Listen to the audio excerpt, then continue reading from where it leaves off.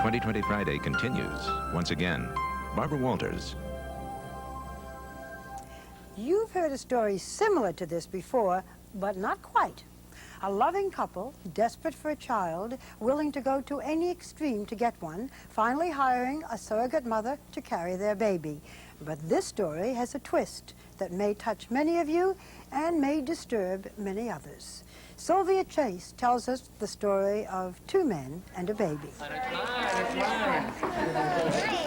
At a baby shower last August, 2-year-old Melina opened all the presents. Some were for her, and some were for her brother Luke, whose birth was just a month away then. Melina's daddy is Wilhelm, and he couldn't be more excited about the birth of his second child. I've always wanted to have a family, and I always thought someday I would. I didn't know how. I think I sort of, at some point, almost gave up when I was in my 20s about thinking about a family. This is a small one. That was long before he met and fell in love with Melina's other father, Marcelin Simard, a French-Canadian who also was resigned to life without children. Ooh, a lot of presents. Look. To Melina, it's Daddy and Papa, and her story is a complicated one. When was the first time that one of you looked at the other and said, let's have a baby? Almost 10 years ago. Almost 10 years ago. Yeah. It was a miracle in many ways. We had to go through so much. It started with adoption. They were an upscale Beverly Hills couple. Will, a lawyer, Marcelin, a heart surgeon. Ordinarily top-drawer credentials for an adoption agency, but they were not greeted with open arms. Every place we turned, we basically got a lot of questions, and a lot of not very nice questions, actually. What do you mean by a lot of not very nice questions? Why do you want to be a parent? Why do you want to have a child? Questions that you would never really think about asking a heterosexual couple in a long-term committed relationship. They turned to the fertility industry for help. One of them would be the sperm donor. They would find one woman to donate her egg, another to carry the embryo as a surrogate. But that, too, was an 8-year struggle. One surrogate swindled them, another miscarried. At last, success. This is Melina as an embryo. Their dreams of parenthood had finally come true. You scared? It's a 21st century kind of thing. Ready? Who is this? Daddy, And who's this? Papa. It's amazing to think that Melina was once a frozen embryo which was frozen for about 6 months and created our daughter. How do people respond to you walking down the street? With a lot of curiosity, and we're very honest about what we do. For example, if one of us is with Melina in a grocery store and someone says, well, where's Mommy? We make it a point to say she has 2 daddies. How are you going to explain this to her?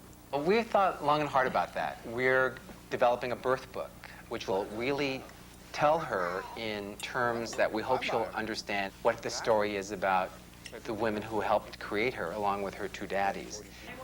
Which is where Elizabeth Nyla comes into the picture. She's carrying their second child, Luke, and has promised to carry their third when they're ready. Married with 4 children, she has been a surrogate before, but this is her first gay couple. Had you any pause at all about the idea that these were 2 gay men? I just never saw that it was an issue because they were gay. Why should they be denied the right to raise children? They shouldn't be. And if you've spent any time with them and their daughter now, I mean, you would say that they're great, fantastic parents. Because her egg wasn't used in this pregnancy, she says she doesn't really feel like a mother. When the baby kicks and you know that he's saying, I'm in here and I'm getting ready to get out, you are excited probably. Who is the excitement for? It's for Will and Marcelin. There's money involved here. Is that why you do it? No. I could work at McDonald's and make more money. That's the honest truth. Money isn't an issue. What is? The satisfaction of helping another couple create a family. That's, I mean, it's an incredible feeling. The use of surrogates by gay couples is a small but growing trend, made easier by a recent legal decision in California, allowing the names of both homosexual parents to appear on the child's birth certificate. Good morning. We're at Maybe Baby. Homosexual parenting is also coming out of the closet. with support groups like Maybe Baby for gays and lesbians who want to have children of their own. I'm Paul Oberon. This is my partner, John Albert. We've been together 6 years. We've been trying for several months, almost enough time to be pregnant. John's and Paul's 6-year commitment bloomed when they discovered a mutual desire for a family. That was really wonderful that day that he said, you know, if we're going to move forward, I really want family, and I want to know if you're on board with that.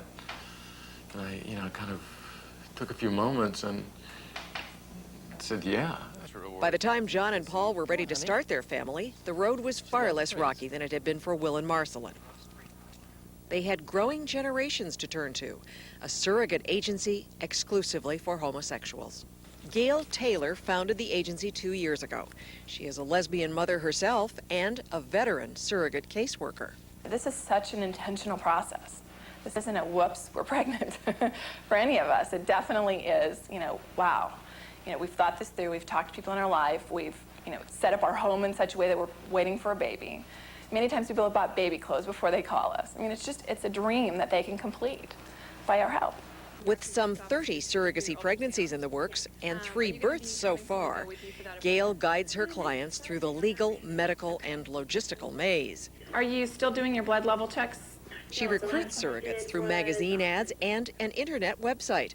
That's how she found Jennifer, the surrogate for John and Paul. Hey Jennifer, it's John. Yes, how are you? Good, good. How you feeling today? Pretty good. Good. Yeah, pretty good. Yeah. No nauseousness? Jennifer lives in the Midwest, and she has just found out she's finally pregnant. We are like so excited. I know, I am too. I can't wait. What is a thing like this going to cost a gay couple? Well, it varies, but I would say around $50,000. That would include sort of pretty much everything. Legal, mental, psychological support, the surrogate's compensation, her medical bills. Will Helm should know.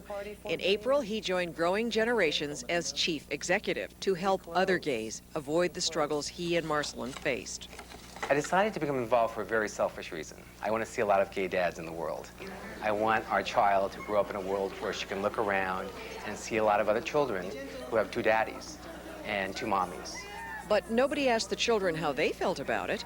Do you have every confidence that life is going to be much the same for Melina and Luke as it is for every other child in this country?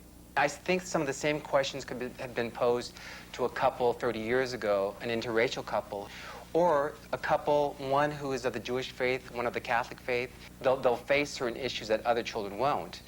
But what other child doesn't face other issues? John and Paul say they have never considered themselves gay rights activists, and they are offended at the suggestion that having a child is making some sort of political statement.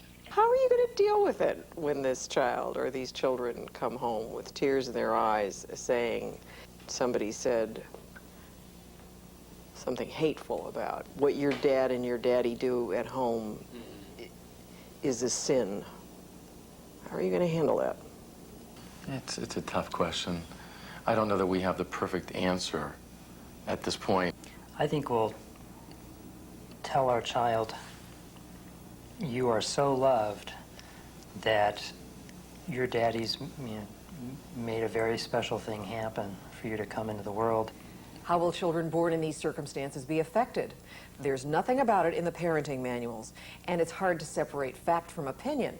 If you ask anti-gay groups, they say that children of homosexual parents are at risk of everything from gender confusion to sexual abuse. But the American Psychological Association says there's no proof that gay families are any different from straight ones. Most scholars we spoke to said there hasn't been time for studies because gay surrogacy is so new. The children are still too young. Can you concede that there is a certain amount of social experimentation, as they say, going on in what you're doing here? I mean, you don't know how this is going to turn out. You are pioneers, still. You don't know how a child is going to turn out, no matter who the parents are. And to the degree that we're pioneers, all parents are pioneers. We're just thrilled that we're going to be parents. Yeah. That's it. Welcome to our house. We're So hoping for the Andy- best. We're just happy as clams right now. John's and Paul's pregnancy progresses, with their child due in April. Go ahead and push him. Come on, he's coming out. But on September 19th, 1998, Elizabeth Nyla delivered Will and Marcelin's son, Luke. Gosh. Oh my gosh. Oh. Oh my gosh. Elizabeth. Each man now has fathered one child. But which one is whose, they won't say, Congratulations. declaring themselves equal parents. That was great. He's got bubbles. He's blowing bubbles. Now, say to these fathers and their children, A few weeks later, in a Los Angeles church, Elizabeth was named godmother to baby Luke and to his big sister, Melina. and guard them from all harm and give... We feel pretty typical. Most of our concerns as parents are typical concerns. Potty training, education. This is really what preoccupies us as parents 99.9% of the time. It has nothing to do with the fact that we're gay. Well, Luke and Melina could have another brother or sister soon. Their fathers have hired Elizabeth again to carry their third child.